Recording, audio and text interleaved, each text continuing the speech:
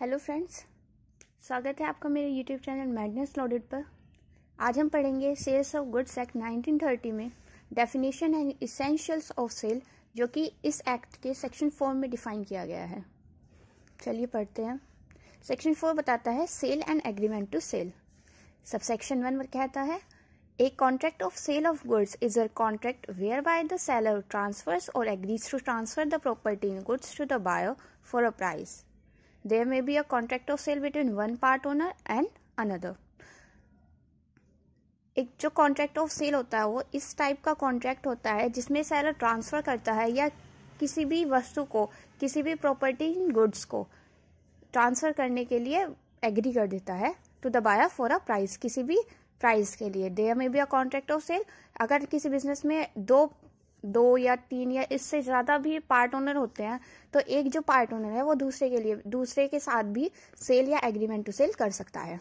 और contract of cell में भी एब्सोल्यूट और कंडीशनल, या तो एब्सोल्यूट हो सकती है या कंडीशनल हो सकती है। सबसेक्शन 3 कहता है where under a contract of sale the property in the goods is transferred from the seller to the buyer the contract is called a sale. जहां पर जो कॉन्ट्रैक्ट ऑफ सेल होता है, property in the goods is transfer, जहाँ पे seller से buyer को transfer कर दी जाती है। जब भी हमारा कोई इस टाइप का कोई कॉन्ट्रैक्ट होता है सेल का टाइप का, तो उसमें जब भी जो प्रॉपर्टी होती है वो सेलर से बायर को ट्रांसफर कर दी जाती है, तो वो होता है सेल।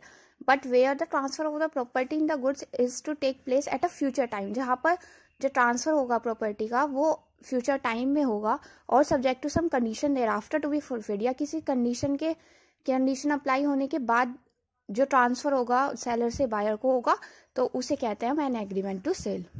ओके, समझ में आया। सबसेक्शन 3 कहता है ये। फिर सबसेक्शन 4 है an agreement to sell becomes a sale when the time elapses और the conditions are fulfilled subject to which the property in the goods is to be transferred.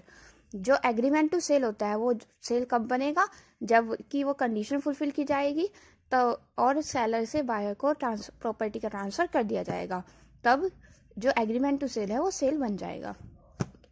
Thank you. अब हम इसमें आगे पढ़ेंगे इसेंशियल्स ऑफ सेल। इसमें हमने ये section को कवर किया है, सेक्शन 4 को। इससे नेक्स्ट वीडियो में हम इसेंशियल्स ऑफ सेल को थोड़ा इजी लैंग्वेज में पढ़ेंगे।